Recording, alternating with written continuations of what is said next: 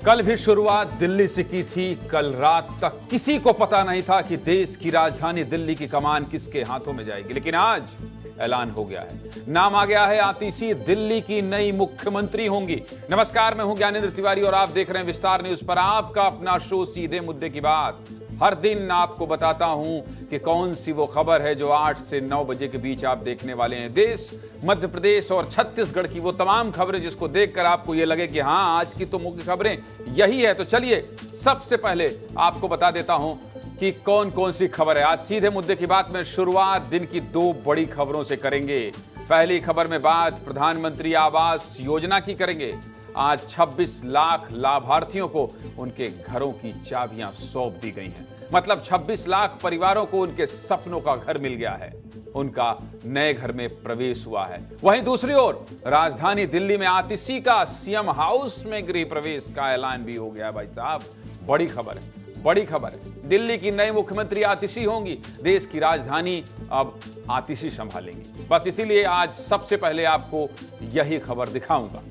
2 बड़ी खबरों के बाद तीसरी खबर में बात बुलडोजर एक्शन पर सुप्रीम कोर्ट के फैसले की करेंगे। सुप्रीम कोर्ट ने कहा है कि बिना इजाजत तोड़फोड़ नहीं करनी है। पूरी खबर क्या है और क्यों नहीं करनी है, जानना चाहते हैं तो जुड़े रहिएगा। चौथी खबर में बात मध्य प्रदेश की करेंगे। कल खबर दिखाई थी मध्य प्रदेश में अपराध कम हुए हैं। आज खबर आई है मध्य प्रदेश में कुपोषण को हराने में सरकार को धीरे धीरे सफलता मिल रही है। आपके बच्चे दुबले पतले ना हों, इस पर बहुत काम चल रहा है। 5वीं खबर में बात करेंगे मध्य प्रदेश में सफाई कर्मियों के लिए की गई बड़ी घोषणा की।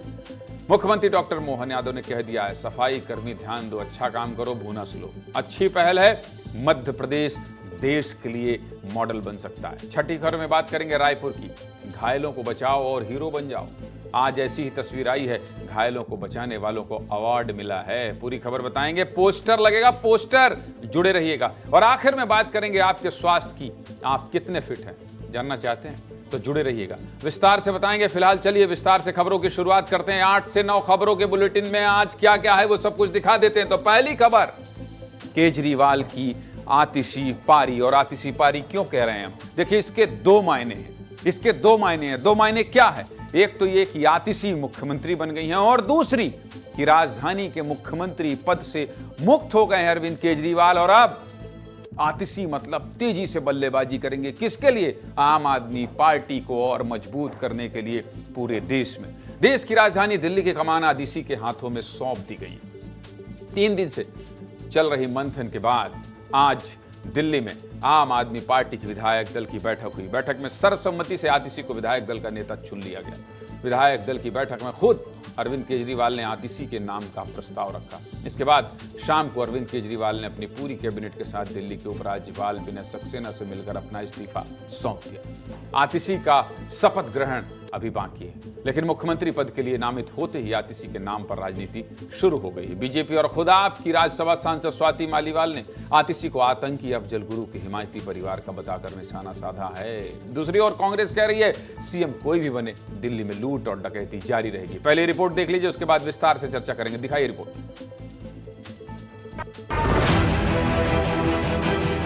अरविंद केजरीवाल जी का धन्यवाद करना चाहती हूँ, जिन्होंने मुझे इतनी बड़ी जिम्मेदारी दी और इस जिम्मेदारी के लिए मुझ पर भरोसा किया। पूरी दिल्ली में लोग अरविंद केजरीवाल जी के इस्तीफे से दुखी हैं। आतिशी मरलेना का फैमिली लोगों ने अफजल गुरु के पक्ष में खूब हल्ला बोला, सुप्रीम कोर्ट को भी क्रिटिसाइज किया। आज दिल्ली की मुख्यमंत्री एक ऐसी महिला आतिशी मार्लेना जी बनने जा रही है, जिनके अपने परिवार ने आतंकवादी अफजल गुरु को फांसी की सजा से बचाने के लिए एक लंबी लड़ाई लड़ी। सीएम का चेहरा कोई भी हो, दिल्ली के विकास कार्यों पे ये जो पूर्ण विराम लगा हुआ है, जो दिल्ली की दुर्दशा है, ये बनी रहेगी जब तक कि यहाँ पर आम आदमी पार्टी की सरकार है।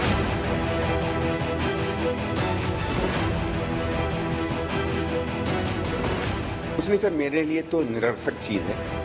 ये झूठ और लूट की सरकार है और जो नया आएगा वो भी उतना ही झूठ बोलेगा, उतना ही लूट मचाएगा। तो समझ लीजिए चोर डकैत का चेहरा बदल जाए तो वो चोरी डकैती तो कम नहीं होती, इसलिए दिल्ली के लिए इसका कोई फर्क नहीं पड़ता कौन बने।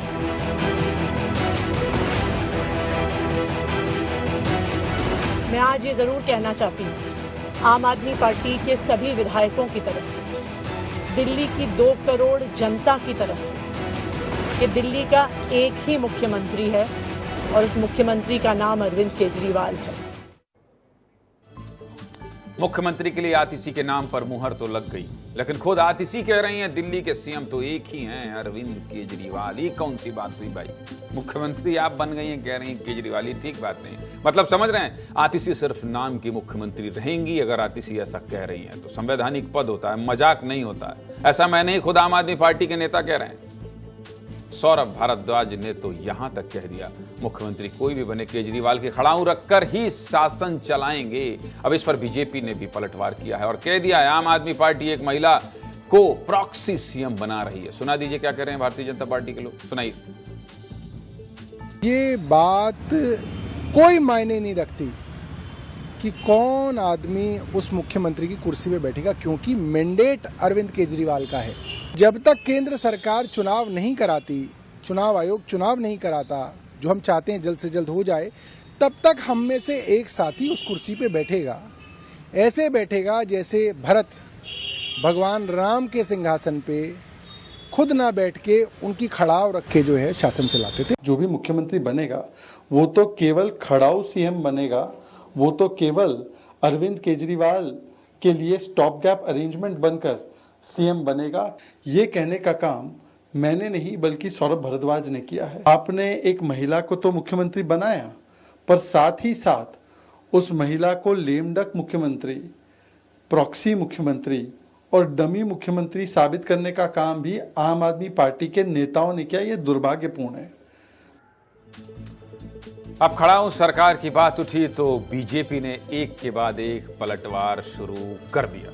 दिल्ली बीजेपी ने एक तस्वीर पोस्ट की जिसमें केजरीवाल को आतिशी का पपेट दिखाया और लिखा था पपेट से। देख लीजिए तस्वीर। लेकिन सच तो यही है कि अब दिल्ली की कमान आतिशी को अरविंद केजरीवाल ने खुद सौंप दी। और क्यों आतिशी पर ही अरविंद केजरीवाल ने भरोसा जताया है वो भी समझ लीजिए। सब कुछ आपको बता रहा हूं और ग्राफिक्स के जरिए।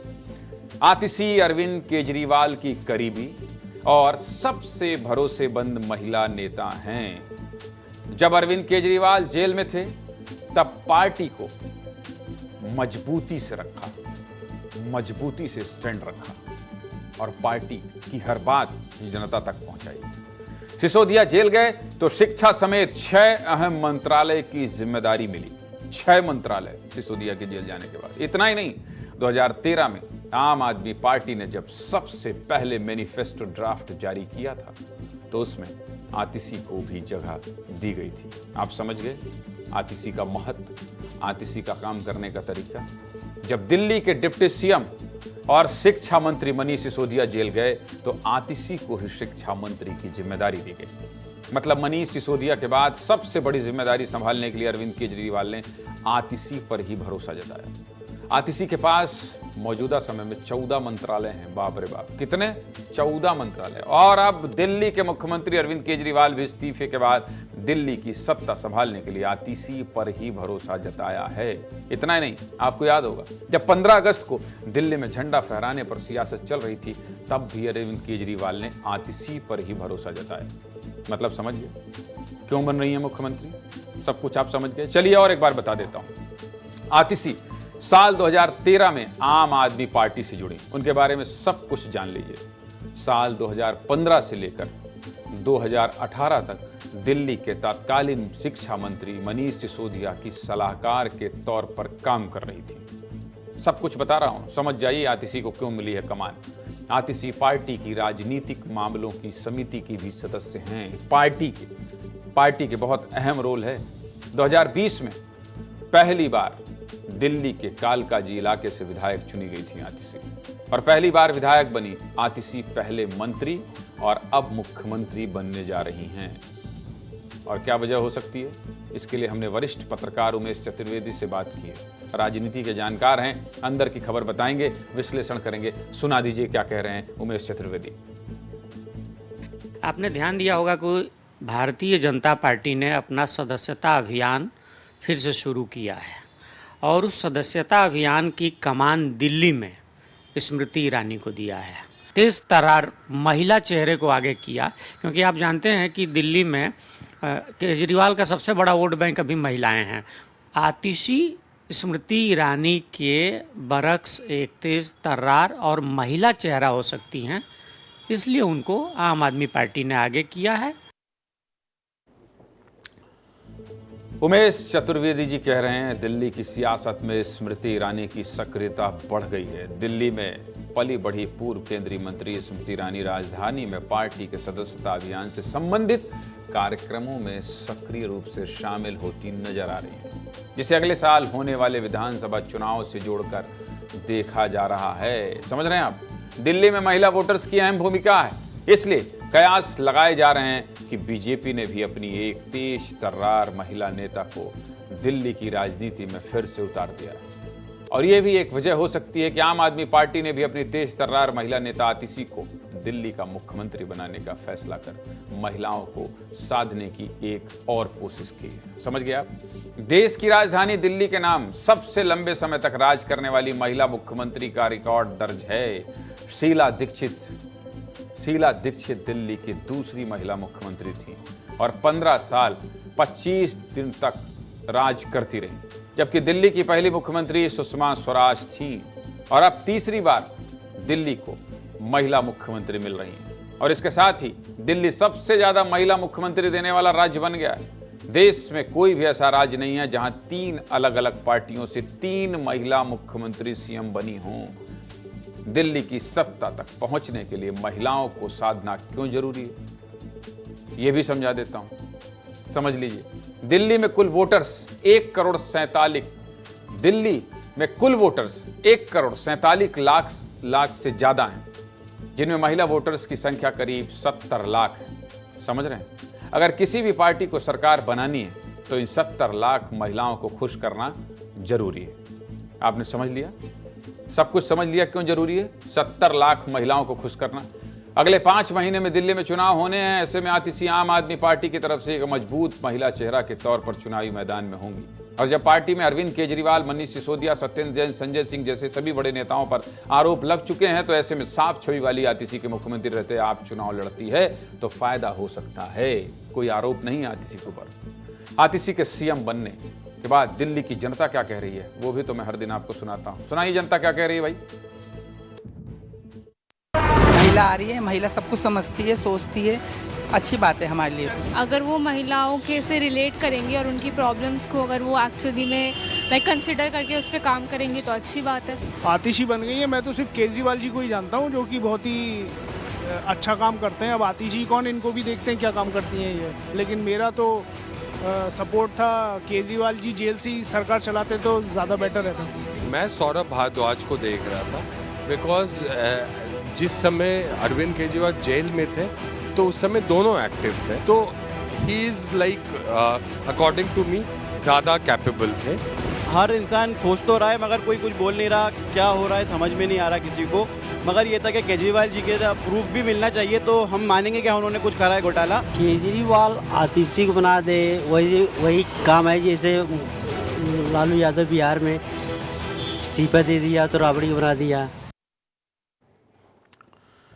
सबकी अपनी अपनी पसंद है और क्या मायने हैं ये समझने के लिए कहां चलना होगा, दिल्ली चलना होगा। और दिल्ली में कौन है? हमारे 2 सहयोगी दिख रहे हैं आपको। एक आम आदमी पार्टी के मुख्यालय से जुड़े हुए हैं और दूसरे संसद मार्ग में मौजूद हैं।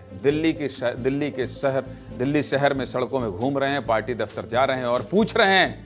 क्या पूछ रहे हैं अमृत जी, क्या पूछ रहे हैं बता दीजिए। क्या देखा, समझा, महसूस किया आज दिन भर?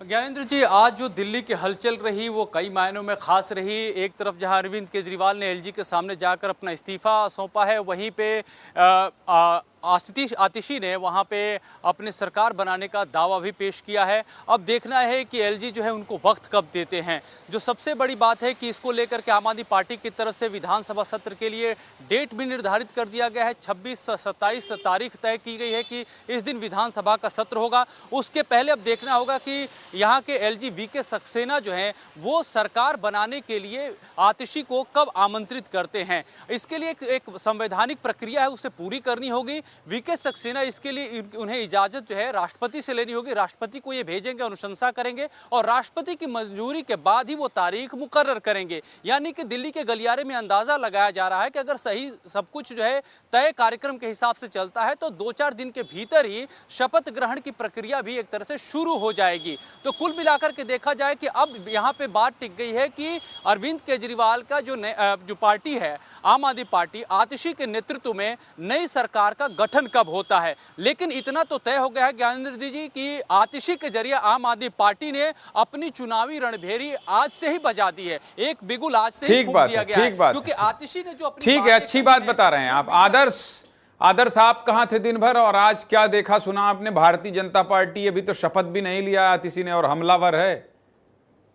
आदर्श।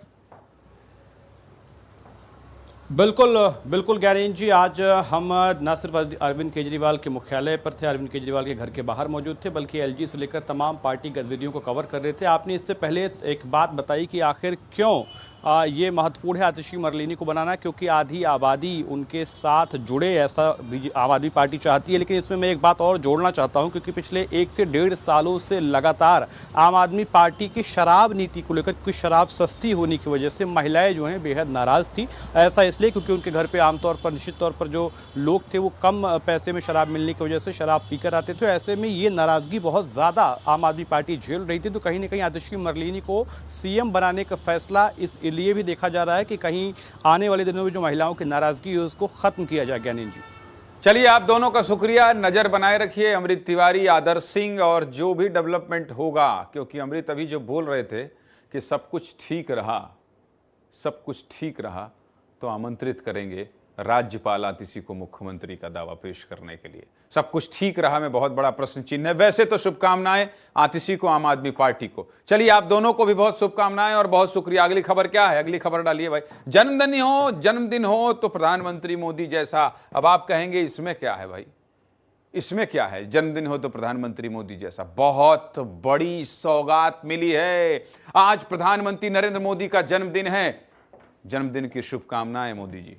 अपने जन्मदिन पर प्रधानमंत्री ने देश के लोगों को बहुत बड़ा तोहफा दिया है, बहुत बड़ा गिफ्ट दिया है। देश भर में लाखों लोगों को उनके सपनों का घर दिया है। घर मिल जाए, सोचिए, पक्का मकान मिल जाए, चाबी मिल जाए और कोई कह दे जाइए आज से आपको घर मिल रहा है।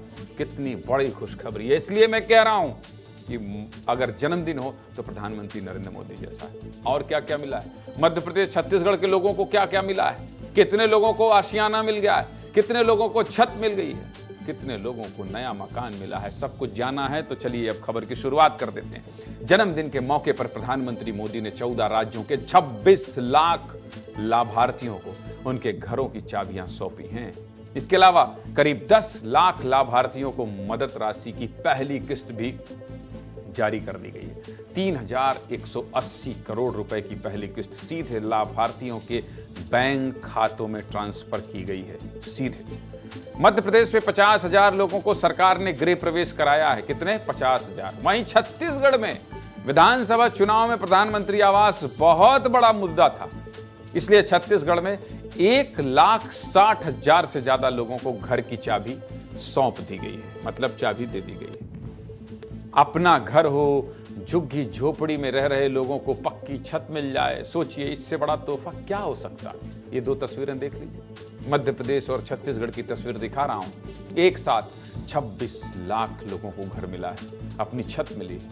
आपके पास कम पैसा हो या ज्यादा पैसा हो, गृह प्रवेश हमेशा ही चेहरे पर खुशी लाती है। इसलिए आज आपकी खुशी में शामिल होने आपका अपना चैनल भी पहुंचा। अपनी छत मिलने के बाद लोग कितने खुश हैं ये भी विस्तार से बताएंगे, सब कुछ दिखाएंगे। सबसे पहले बात मध्य प्रदेश की कर लेते हैं। भिंड और ग्वालियर की तस्वीर देखिए। भिंड में करीब 6 लोगों को प्रधानमंत्री आवास की चाबी सौंपी गई है। लोग खुश हैं, बहुत खुश हैं, अपना घर मिल गया है, अब पक्की छत के नीचे रहेंगे। ग्वालियर में भी प्रधानमंत्री आवास के तहत घर मिलने के बाद लोगों के चेहरे पर खुशी है। जिस कच्चे मकान में पानी टपकता था, लोगों को काफी तकलीफ होती थी, वहां अब लोगों को पक्का मकान मिल गया। कितने खुश हैं लोग, क्या कह रहे हैं मध्य प्रदेश से, आइए रिपोर्ट देख लीजिए, आप खुद समझिए, दिखाइए भाई।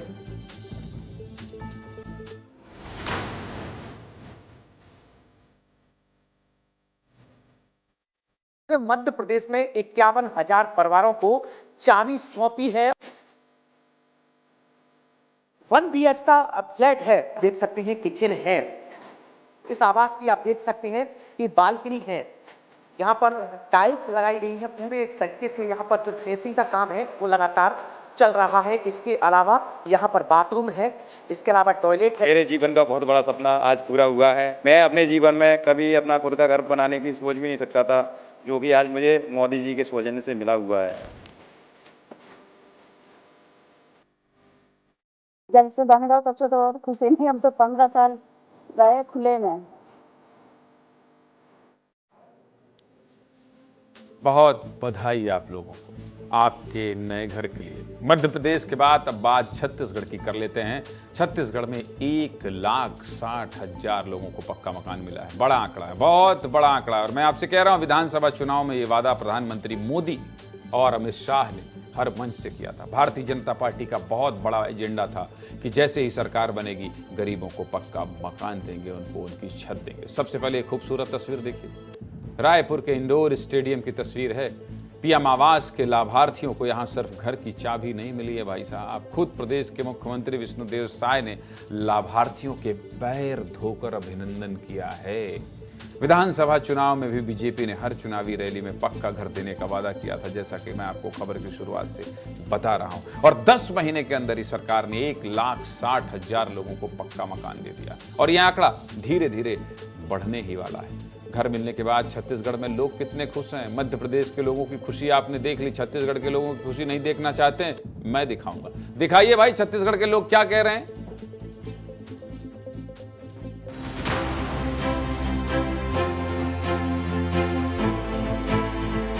ऊपर से पानी गिरे तो एकदम चूहे सूते बैठे के ठिकाना नहीं रहा। अब बहुत खुशी से हवन, बहुत खुश लगे। अब चले रहे थे, अब नहीं छुआ है। बहुत अच्छा है और बहुत ज़रूरी है, क्योंकि हर व्यक्ति के अपने सक्षम नहीं होता कि अब तक तो हम किराए के गली गली में ठोकरें खाते थे। हर महीने किराएदार का बढ़ाना, कभी बिजली बिल बढ़ाना, कभी कुछ बिना बताए, वो सब चीज़ों से झंझट से छुटकारा मिल गया। खुशहाली से रहेंगे सर, अपना मकान होगा तो खुशहाली से रहेंगे।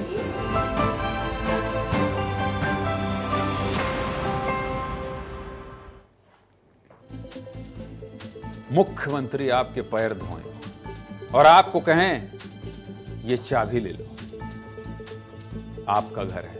कह रहे हैं अब तक तो हम किराए के मकान में रहते थे, अब पक्के मकान में रहेंगे। सरकार की ऐसी खबरें इतनी तारीफ करके दिखाने का मन होता है, इतनी तारीफ करके दिखाने का मन होता है, क्योंकि हम आपका अपना चैनल है ना। जब आपकी खुशी में शामिल होने का मौका मिलता है तो हम सब प्रफुल्लित हो जाते हैं। विस्तार न्यूज का एक एक सदस्य, पूरा प्रबंधन, पूरी टीम खुश हो जाती है। बताइए यार, किसी के चेहरे पर मुस्कान आई है, कोई खुश हुआ है। और प्राइम टाइम में ऐसी खबरों को जगह देते हैं सिर्फ इसीलिए कि आप खुश हैं, क्योंकि चैनल आपका है, आपसे जुड़ी खबर है। और हमारे लिए सर्वोपरि सिर्फ और सिर्फ आप हैं। हमारे सहयोगी आरंग भी पहुंचे थे, आरंग में भी लोगों को घर मिला तो चेहरे पर खुशी साफ झलक रही थी। विस्तार न्यूज भी इस खुशी में शामिल होने पहुंचा, जैसा कि मैं आपको बता रहा था। आरंग में हमारे सहयोगी अनमोल तिवारी आपकी खुशी में शामिल होने पहुंचे। दुख हो सुख हो, सहयोगी मेरा जरूर पहुंचेगा। कैसा घर है, लोग क्या कह रहे हैं, सुनना चाहते हैं? सुना दीजिए भाई।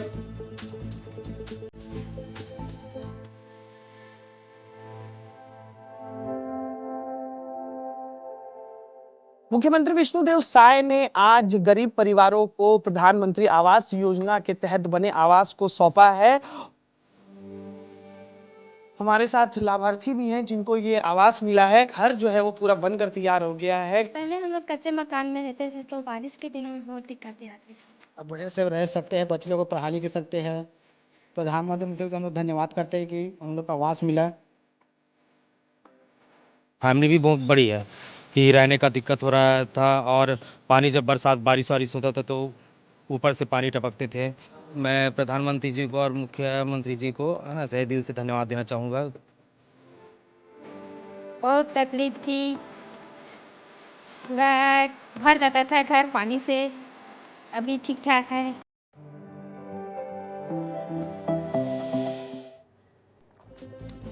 छत्तीसगढ़ के लिए बहुत बड़ी बात है। पूरे देश में 32 लाख आवास स्वीकृत हुए हैं। 32 लाख आवास में से 5,11,000 आवास सिर्फ छत्तीसगढ़ को मिले हैं, यानी कि 30% आवास सिर्फ छत्तीसगढ़ के खाते में आए हैं। इन घरों को बनाने के लिए 2044 करोड़ रुपए पैसे जारी किए गए हैं। 1,66,832 लोगों का घर बनकर तैयार हो गया। मतलब आज छत्तीसगढ़ में करीब 7 लाख जरूरतमंद लोगों को पक्के मकान का सपना पूरा हो गया। अच्छी खबर थी, इसलिए विस्तार से बता दी और विस्तार से सुना दिया। लेकिन अगली खबर क्या है?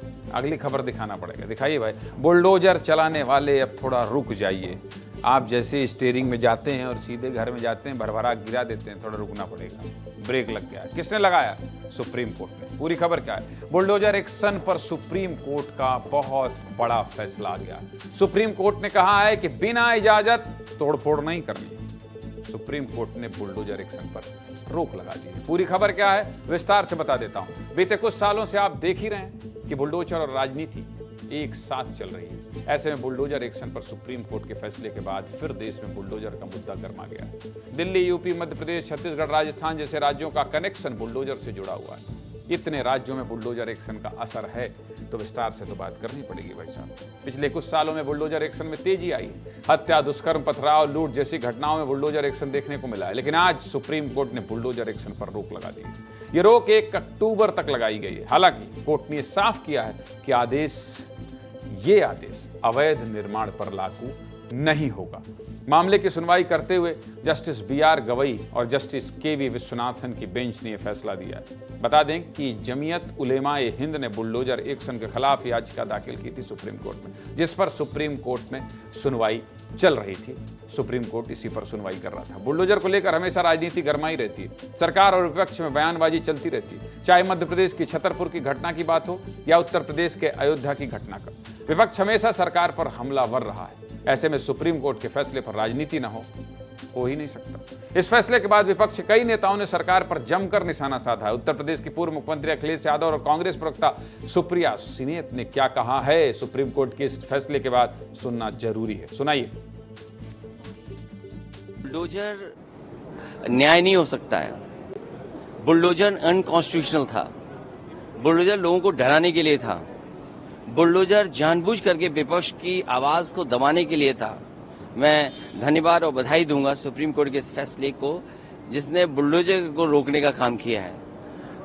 मुख्यमंत्री जी और खासकर उत्तर प्रदेश की सरकार और बीजेपी के लोग इस बुलडोजर को इतना महिमा मंडल कर रहे थे कि बुलडोजर ही न्याय हो गया। सुप्रीम कोर्ट ने एक बात साफ कर दी है कि ये देश संविधान से चलेगा, ये देश बुलडोजर से नहीं चलेगा।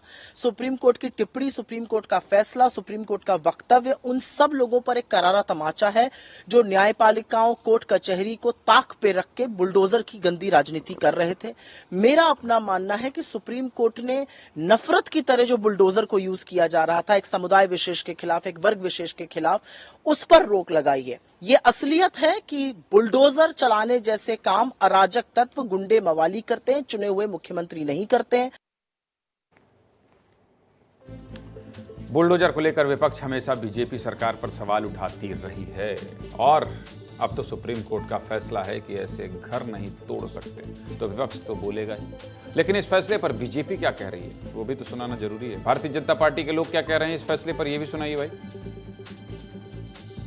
सुप्रीम कोर्ट का जो भी आदेश होता है या गाइडेंस होती है, भारत के लोकतंत्र का एक वो मजबूत स्तंभ है। तो कल्चर नहीं था। ये जो गंभीर हैबिचुअल ऑफेंडर हैं, बड़े अपराधी होते थे जो हाजिर नहीं होते हैं, जिनकी विकास प्राधिकरणों के नक्शे में पास कराने में कोई विश्वास नहीं था, और इसके बाद भी सम्मन नहीं तामील करते थे, बिलेबल वारंट नहीं मानते थे, नॉन अवेलेबल नहीं मानते थे, तब जा करके ये ध्वस्तीकरण का कार्रवाई होती थी। उच्चतम न्यायालय का हम सम्मान करते हैं। समय अनुरूप अपराधियों में लगाम कसी गई है और जहां अपराधियों ने गलत तरीके से जमीनें कब्जा ली गई है, गलत तरीके से धन इकट्ठा किया है, कहीं ना कहीं अपराधियों ने जो भी रूप में संचय किया है उन सब पर जेसीबी बुलडोजर चलने की आवश्यकता है। उच्चतम न्यायालय का फैसले का इंतजार रहेगा और जहां गलत पाए गए वहीं चलें, ऐसा तो नहीं है कोई चले, फिर भी ठीक है, उच्चतम न्यायालय के समय आदेश का इंतजार रहेगा। अगली सुनवाई 1 अक्टूबर को होगी। तब तक बिना इजाजत बुलडोजर एक्शन पर रोक लगा दी गई है। आगे जो भी अपडेट आएगा वो बताते रहेंगे। फिलहाल आगे बढ़ना पड़ेगा। और कौन सी खबर है आगे? सफाई कर्मी ध्यान दो, अच्छा काम करो, बोनस लो। सफाई कर्मी की जुड़ी खबर है। और आपको पता है, मध्य प्रदेश देश का मॉडल स्टेट बना है। मॉडल स्टेट बना है। क्यों कह रहा हूं मैं ऐसा, क्यों कह रहा हूं? और सफाई कर्मी की खबर दिखाकर मध्य प्रदेश देश को एक बहुत बड़ी सीख दे रहा है। ऐसा क्यों कह रहा हूं? पूरी खबर जानेंगे, समझेंगे, तो उसके बाद आप भी कहेंगे भाई साहब ये तो गजब है, मेरे घर के पास सफाई अच्छी हो, इसकी चिंता सरकार कर रही है। आप लोगों में बहुत से लोग नौकरी करते होंगे और नौकरी करने वालों को जब कभी भी बोनस मिलता है तो बहुत खुशी होती है। और जब बोनस मिलता है तो और अच्छा काम करने का उत्साह भी आता है। इसलिए प्राइवेट कंपनी बोनस देने में आगे रहती है ताकि उनका एम्प्लॉय पूरी तरीके से लगन से काम करे, पूरी तन्मयता से काम करे। अगर आप मध्य प्रदेश के रहने वाले हैं तो आपके लिए खुशखबरी है। अब आपके घर के आसपास बढ़िया से सफाई होगी भाई साहब। सफाई कर्मी अब दिल लगाकर सफाई करेंगे। नहीं तो सुनिए क्या करते थे, कान में हेडफोन लगा लेते थे, रील देखते थे। अब साफ सफाई करेंगे, साफ सफाई करेंगे, रुक कर करेंगे, ध्यान से करेंगे। जानते हैं क्यों? क्योंकि मध्य प्रदेश के मुख्यमंत्री मोहन यादव ने एक घोषणा मध्य प्रदेश के सफाई कर्मचारियों के लिए कर दी है। यानी कि अब मध्य प्रदेश के सफाई कर्मचारियों को बोनस दिया जाएगा। बहुत अच्छी पहल है सीएम साहब, बहुत अच्छी पहल। और बोनस भी ऐसे नहीं दिया जाए कि सरकारी व्यवस्था के हिसाब से सबको बराबर पैसा दे दिया जाए। ऐसा नहीं है भाई साहब। बोनस देने के लिए बाकायदे रेटिंग दी जाएगी। कॉर्पोरेट कल्चर जैसा हिसाब किताब हो गया, तब पैसा मिलेगा। मतलब अगर आप मध्य प्रदेश में रहते हैं तो आपके इलाके का हर सफाई कर्मचारी ये सोचेगा कि कितनी ज्यादा सफाई कर दूं, कितना चमका दूं, क्योंकि जितनी ज्यादा सफाई होगी उतना ज्यादा पैसा मिलेगा। सबसे पहले सुनिए मुख्यमंत्री डॉक्टर मोहन यादव ने क्या घोषणा की है। ये सुनना चाहते हैं? सुनाऊंगा, ये आपको सुनाऊंगा, लेकिन अभी पूरी खबर बता देता हूं। पूरी खबर क्या है तो आप समझ लीजिए कि ये बोनस कैसे मिलेगा। सफाई कर्मचारियों को प्रोत्साहन के तौर पर यह राशि दी जाएगी और इसका पैमाना स्वच्छता सर्वेक्षण के आधार पर किया जाएगा। स्वच्छता सर्वेक्षण के आधार पर जितनी सफाई होगी उस हिसाब से किसी भी निकाय को रेटिंग मिलेगी और निकाय को जितने भी स्टार की रेटिंग मिलेगी उस निकाय के सभी कर्मचारियों को उतने 1000 रुपए क्या मिलेंगे भाई साहब? बोनस मिलेंगे। अगर 1 स्टार मिलता है तो 1000 रुपया मिलेगा और अधिकतम 7 स्टार के 7000 रुपए मिलेंगे। ये तो मैं आपको बता दिया कैसे मिलेंगे, लेकिन मुख्यमंत्री ने क्या कहा है ये भी तो समझिए। सुनाइए मुख्यमंत्री क्या कहा है। मुख्यमंत्री ने क्या कहा है? आपकी बाहर की मौजूदगी से सूर्योदय के पहले आप अपनी ड्यूटी संभालते हैं और जिस प्रकार से आप वास्तव में काम करते हैं ये आपका काम नहीं है। परमात्मा ने हमारे लिए एक पुण्य का एक तरह से ये जो वर्तमान के दौर में ये काम के लिए कोई जाति से, कोई धर्म से, कोई किसी बात से नहीं, लेकिन जो काम मिले, जैसे सीमा पे जवान ऐसे हमारे सफाई मित्र, ये दोनों बराबरी से काम करते हैं। आपका वो स्थान है। मैं आपका एक बार पुनः वंदन करता हूं, अभिनंदन करता हूं। मतलब मुख्यमंत्री मोहन यादव ने सफाई की सारी समस्या का समाधान एक फैसले से ही कर दिया। किसी से कहना ही नहीं पड़ेगा कि सफाई क्यों नहीं कर रहे हो, सब आगे आगे करेंगे, क्योंकि पैसा तो सबको चाहिए भाई साहब। पैसा किसको तकलीफ देता है। आज मध्य प्रदेश में स्वच्छता ही सेवा 2024 की शुरुआत की गई। इसी कार्यक्रम में सीएम मोहन यादव ने सफाई कर्मियों के लिए घोषणा की।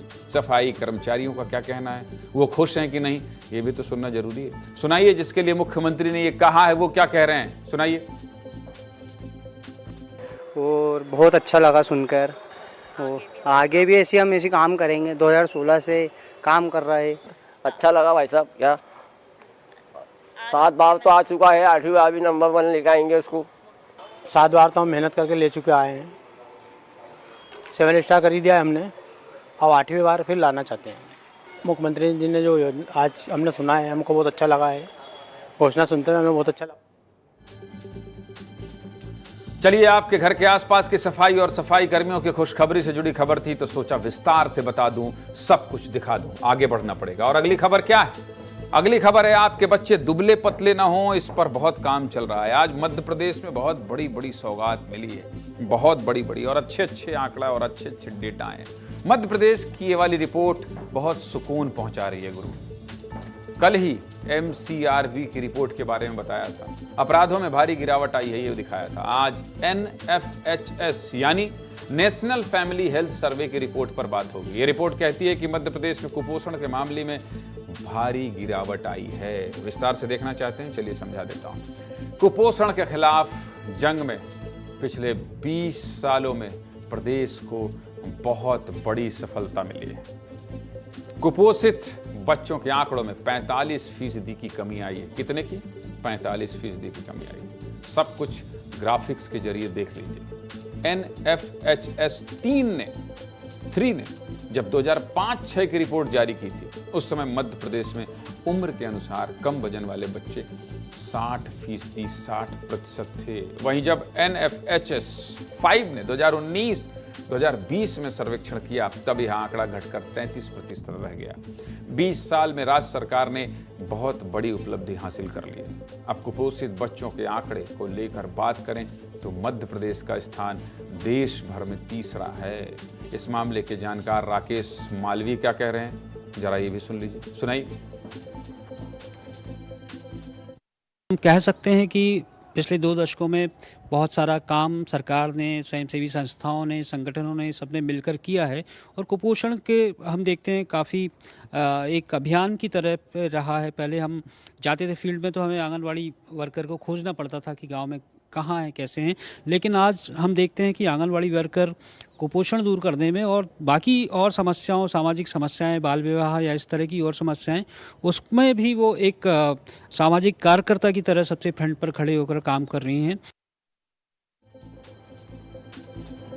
सरकार ने पिछले 2 दशक में कुपोषण को दूर भगाने पर जोर दिया है। आंकड़ा तो बता दिया, लेकिन यह भी जानना जरूरी है कि कुपोषण पर इतना लगाम कैसे लगा। सरकार ने कुपोषण को दूर भगाने के लिए क्या क्या किया, सब कुछ आपको बता देते हैं। चलिए सुन लीजिए। सबसे बड़ी पहल आंगनबाड़ी कार्यकर्ताओं की मुस्तैदी मानी जा रही है। आंगनबाड़ी कार्यकर्ताओं को साफ निर्देश दिया गया था कि कुपोषित बच्चों की पहचान करके परिवार वालों को पोषण संबंधी सलाह दीजिए। आंगनबाड़ी कार्यकर्ताओं ने ऐसा किया भी। अभी ऐसी स्थिति है कि आंगनबाड़ी केंद्रों में मंगल दिवस मनाया जा रहा है, जहां पोषण से संबंधित जागरूकता फैलाई जाती है। अटल बिहारी वाजपेयी बाल आरोग्य और पोषण मिशन के तहत राज्य सरकार ने कुपोषण निवारण के लिए योजनाएं भी बनाई।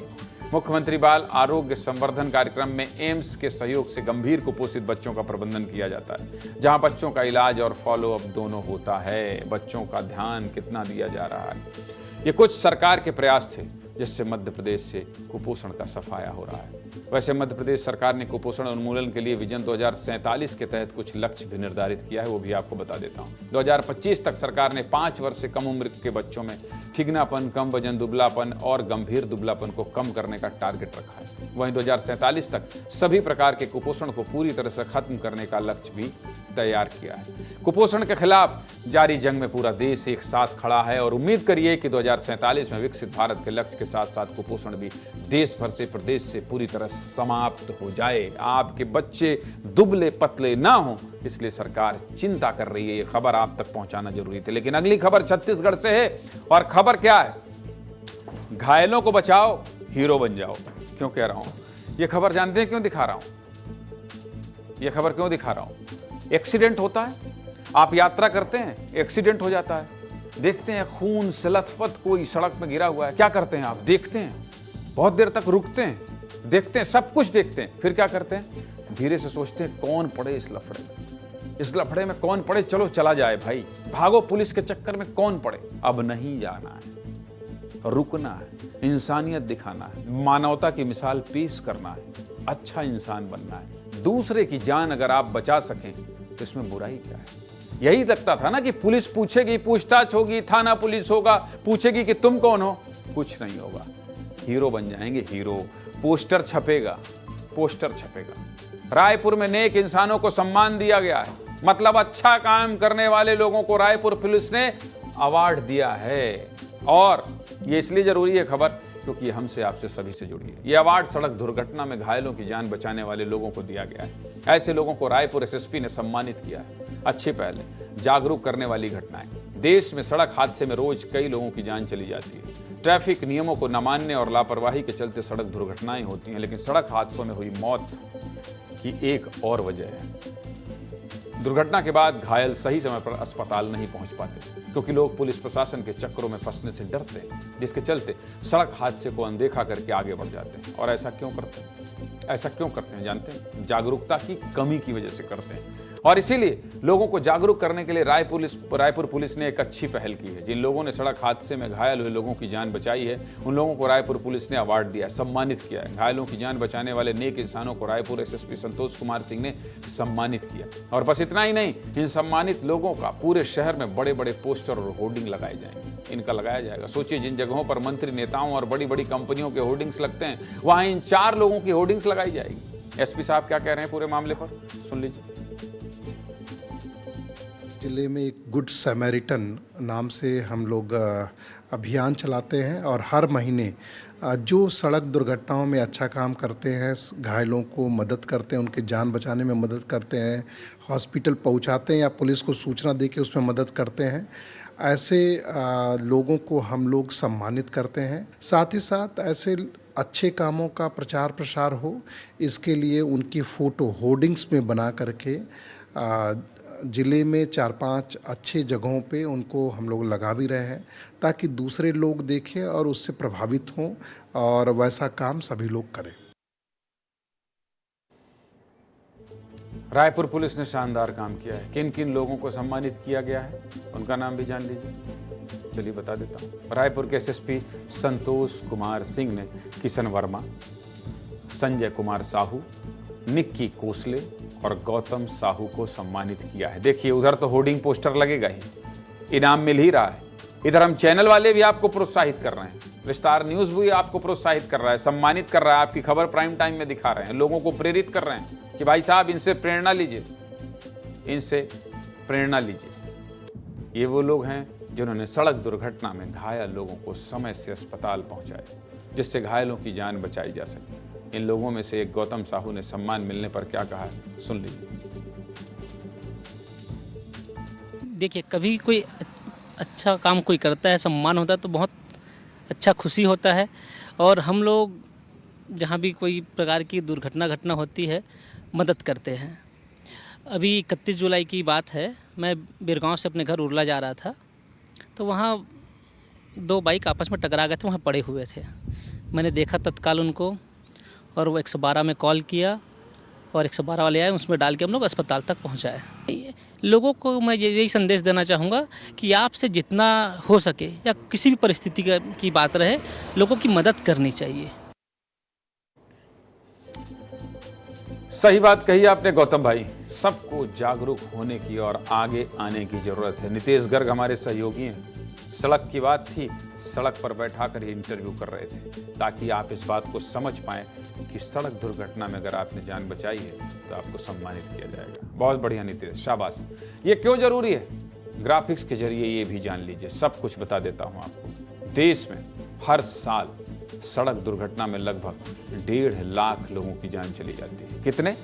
1.5 लाख लोगों की जान चली जाती है। इसका मुख्य कारण घायलों का समय से अस्पताल ना पहुंच पाना है। सड़क दुर्घटना के बाद पहला घंटा घायलों के लिए गोल्डन आवर होता है, गोल्डन आवर होता है। अगर इस दौरान घायल व्यक्ति को अस्पताल पहुंचा दिया गया तो 90% मामलों में घायलों की जान बच जाती है। मतलब आप समझ रहे हैं, 90% के लोगों की जान बचाई जा सकती है इस प्रयास से। इसलिए ये सब जरूरी है। लोगों का जागरूक होना बहुत ज़्यादा जरूरी है। दिल्ली सरकार ने सड़क दुर्घटना को ध्यान में रखकर फरिश्ते योजना लागू करने की बात की थी, जिसके तहत अगर कोई व्यक्ति सड़क हादसे में घायल होता है तो उसका निजी या सरकारी अस्पताल में मुफ्त इलाज किया जाएगा। साथ ही घायल व्यक्ति को अस्पताल पहुंचाने वाले व्यक्ति को सम्मान के तौर पर 2000 रुपए भी दिए जाने का ऐलान किया गया था। 2000 रुपए। सलाम है ऐसे लोगों को जो फरिश्तों की तरह आगे आते हैं और लोगों की जान बचाते हैं। चलिए आगे बढ़ते हैं, इस खबर से प्रेरित जरूर होइएगा। आगे बढ़ते हैं और आगे कौन सी खबर है? आप कितने फिट हैं, आप कितने फिट हैं, ये खबर दिखाना बताना इसलिए जरूरी है कि आपका फिट रहना बहुत जरूरी है। फिट रहेंगे तभी हिट रहेंगे।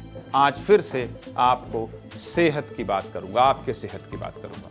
अगर लंबी जिंदगी चाहिए तो अच्छा खाना, अच्छी नींद बहुत जरूरी है, जो मैं नहीं कर पाता हूं।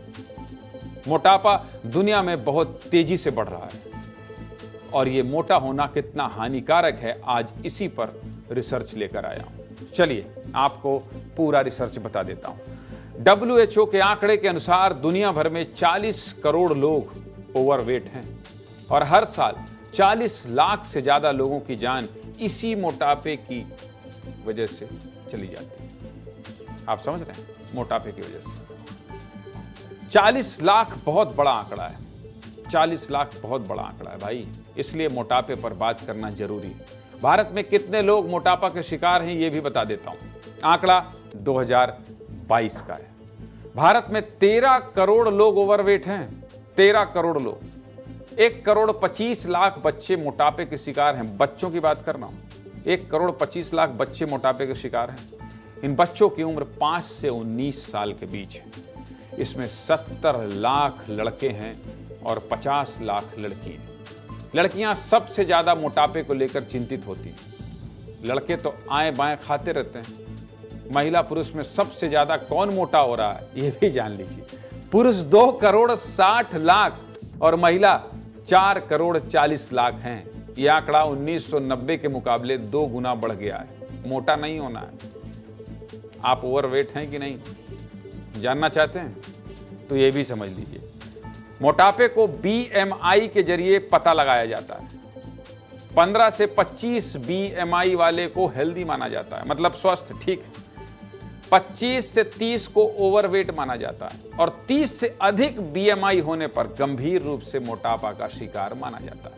ये वजन और हाइट और उम्र के हिसाब से तय किया जाता है। ये जो BMI है, जिनकी गणित अच्छी है वो गुणा भाग करके आप ओवरवेट है या नहीं है चेक कर लीजिए। बाकियों को आसान भाषा में मैं समझा देता हूं। सबसे पहले हाइट के हिसाब से वजन कितना होना चाहिए जान लीजिए। सब कुछ आपको बता देता हूं। आपकी हाइट 5 फीट है तो 44 किलो से 55.7 किलो वजन होना चाहिए। यह आदर्श वजन है। आज समझ लीजिए, विस्तार न्यूज आपको बता रहा है। आप वजन तौलिए, उसके बाद देखिए आप उसके बाद देखिए कि आप कितने वजनी हैं। इसी तरह 5 फीट 10 इंच हाइट होने पर 59 से 75 किलो तक वजन होना चाहिए। हाँ, हाइट के हिसाब से वजन होना चाहिए। और अगर आपकी हाइट 6 फीट है जैसे मेरी है तो 63 से 80 किलो वजन होना चाहिए। मैं तो 78 हूं गुरु, मतलब ठीक है, बहुत बढ़िया, ठीक ज्ञान दे रहा हूं। फिर तो अगर आपको अपनी हाइट पता नहीं है तो आप अपने उम्र के हिसाब से भी देख लीजिए कितनी उम्र में कितना वजन होना सही माना जाता है, कितना माना जाता है। 19 से 29 साल के पुरुष का 83.4 किलो वजन और महिलाओं का 73.4 किलो वजन होना चाहिए। 30 से 39 साल के पुरुष का वजन 90.3 किलो और महिला का वजन 76.7 किलो होना चाहिए। इसी तरह 60 साल के उम्र तक पुरुष 91.3 किलो वजन और महिला 77 किलो की होनी चाहिए। समझ गया? मतलब समझ गए ना कौन कौन ओवरवेट हो रहे हैं? मैं तो नहीं हूं, ठीक हूं, क्योंकि मैं रोज 1 घंटे सुबह सुबह टहल लेता हूं, दौड़ लेता हूं, टाइम पर खाना खा लेता हूं, सो नहीं पाता हूं।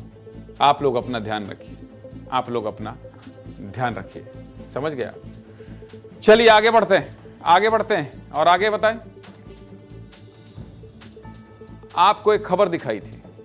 सड़क नहीं होने की वजह से एक मां कीचड़ में लेटकर मंदिर जा रही है और वीडियो देखते ही हमने तुरंत अपने सहयोगियों को गांव भेजा था और कहा था कि महिला से बात करें, जिम्मेदारों से बात करें। देख रहे हैं आप, यही दिखाने वाला था आपको मैं। मामला मध्य प्रदेश के श्योपुर जिले का था। बहुत ही शर्मनाक तस्वीर थी, बहुत ही शर्मनाक तस्वीर थी। लेकिन अब खबर पर असर हो गया है। क्या असर हुआ है? ग्राम पंचायत कराहल के सचिव को हटाया गया है। हमारे सहयोगी एसडीएम के पास भी गए थे और एसडीएम ने कार्रवाई की बात कही थी और आज जनपद सीओ ने पंचायत सचिव को हटा दिया है। किसको हटा दिया है? चलिए इस खबर पर हमारे सहयोगी अंचल शुक्ला हैं। कहाँ हैं भाई अंचल? ये बहुत बड़ी खबर है और इस तरह से कल भी हमने बहुत ताकत से इस खबर को दिखाई थी अंचल, कि इस तरह से अगर एक मां कीचड़ पर लौट कर जाएगी तो इस सिस्टम से करारा सवाल पूछेंगे। कल हमने बड़ी जिम्मेदारी से इस खबर को दिखाया था और आज सचिव को हटा दिया गया है। अंचल। बिल्कुल ज्ञानेंद्र, एकदम सही कहा आपने। जिस तरीके से, जिस संवेदनशीलता से हमने ये खबर दिखाई थी, हमारे प्रतिनिधि वहाँ पर पहुँचे थे, जिम्मेदारों से बात करी थी कि आखिर क्या वजह है, ऐसा क्या मिस्टेक है इस पूरे सिस्टम में कि एक महिला को सड़क के लिए इस तरीके की परिक्रमा करनी पड़ रही है, इस तरीके से उसको जाना पड़ रहा है अपनी तकलीफ बताने के लिए। और उसके बाद आज बड़ा असर हुआ है। निश्चित रूप से ये विस्तार न्यूज़ के लिए बहुत राहत भरी खबर है। जब कभी किसी खबर का असर होता है, जब लाभ मिलता है हितग्राही को जो वो चाहता है, और वो लाभ मिलने के बाद जिस तरीके से कार्यवाही प्रशासन करता है, वो निश्चित रूप से बहुत ही संवेदनशील मामला था और उसको प्रशासन ने संज्ञान में लिया है। तत्काल प्रभाव से जो ग्राम पंचायत का सचिव है उसे निलंबित कर दिया गया है और इसके बाद अभी आगे की कार्यवाही की बात हो रही है। लेकिन बात यही खत्म नहीं होती है ज्ञानेंद्र जी, बात वहां खत्म होगी जब वो सड़क बनेगी जिस कीचड़ भरी सड़क में वो मां परिक्रमा कर रही थी और जिम्मेदारों का ध्यान। ये बहुत अच्छी बात आपने कही, ये बहुत अच्छी बात आपने कही कि एक सचिव के मात्र हटा देने से बात नहीं बनेगी, सड़क बनाना होगा। मैं आ रहा हूं आपके पास, लेकिन सीओ क्या कह रहे हैं हटाने के बाद? अभिषेक त्रिवेदी, ये भी सुनाना जरूरी है। सुनाइए भाई क्या कह रहे हैं। सचिव को हटा रहे हैं उसे, और साथ में उनकी जो आवास है वो उसमें पूरा पंजीकरण हो चुका है, सबके आवास आ जाएंगे जनमन में, साफ सफाई करवा दी गई है। तो कुल मिलाकर ये तसल्ली वाली बात है अंचल की हटा दिया गया है और ऐसी व्यवस्थाएं अगर दुरुस्त करने के लिए पहले से अधिकारी सजग हो जाएं तो इस तरह से किसी मां को कीचड़ में नहीं लेटना होगा। फिलहाल आपका बहुत शुक्रिया, बहुत धन्यवाद आपका। अब आपको देखिए 8:49 हो गया है और मुझे अब कुछ आपको बताना और दिखाना है। क्या दिखाना है सबसे पहले डाल दीजिए भाई। सोशल मीडिया की बात क्यों कर रहा हूं मैं? क्योंकि ऐसी खबरें सोशल मीडिया में ही आ रही हैं, लोग टैग कर रहे हैं। एक्स पर आप अपनी समस्या को टैग कीजिए, मैं दिखाऊंगा, विस्तार न्यूज दिखाएगा। फेसबुक पर आप कमेंट बॉक्स पर जाइए, आप खबरों के नीचे अगर अपनी समस्या दिखाएंगे तो मैं दिखाऊंगा आपको, विस्तार न्यूज दिखाएगा, वादा कर रहा हूं आपसे। यूट्यूब पर जाइए, हमारी खबर देखिए, यूट्यूब पर जाइए, सब्सक्राइब कीजिए, ज्यादा से ज्यादा लोग जुड़ जाइए, क्योंकि विस्तार न्यूज आपकी उम्मीद बन रहा है, आपकी समस्याओं का समाधान हो रहा है। हम खबर दिखाते हैं, असर होता है, आपकी परेशानियों का निदान मिलता है। इसलिए आइए YouTube को ज़्यादा से ज़्यादा सब्सक्राइब कीजिए और Instagram पर आपको तरह तरह की जो भी खबरें हैं, लाइफ स्टाइल से जुड़ी खबर हैं, खबरों को रील के अंदाज में हम Instagram में दिखा रहे हैं। और अगर यहाँ आप नहीं देख पा रहे हैं और आपको लगता है कि नहीं मुझे तो व्हाट्सअप करना है, तो व्हाट्सअप वाला नंबर भी है, 8282824982 पर व्हाट्सअप कर दीजिए। मेरा सहयोगी आपके पास जाएगा, आपकी समस्या को दिखाएगा। इसलिए कह रहा हूं, विस्तार न्यूज आपका अपना चैनल, बहुत सरल नंबर है 8282824982 पर व्हाट्सअप कर दीजिए। विस्तार न्यूज का रिपोर्टर पहुंचेगा, आपकी समस्या को जिम्मेदारों तक पहुंचाएगा और आपको राहत देखिए 8:50 हो गया है, आज बिल्कुल लेट नहीं हूं, इसलिए जल्दी से जाने दीजिए।